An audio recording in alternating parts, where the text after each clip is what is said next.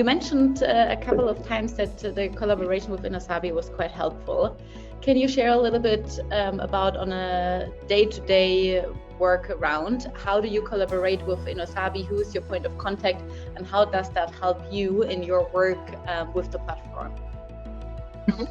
Yeah, so from the beginning, I would say Veronica Straub was our point of contact. I'm really, really grateful that she's existing. I constantly tell her, because she was helping us with everything, in the sense of, first of all, she is a person that has her mindset is really, I want to explain you how the platform works so that you are empowered to use it on your own.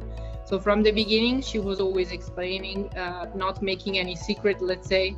And after a couple of days, I was already able to, let's say, set up my workflows, modify them, even very complex workflows like the idea management, where you have a lot of dependencies and you have a lot of differences locally with the different regions. But I would also say that she was not leaving me alone, in the sense that every time that I had an issue, for instance, that I could not identify myself, I could always get back to her, and she was very promptly replying or helping. And I would say she was also very open in sharing best practices, which was very helpful at the beginning, especially when you think about how should the workflow look like.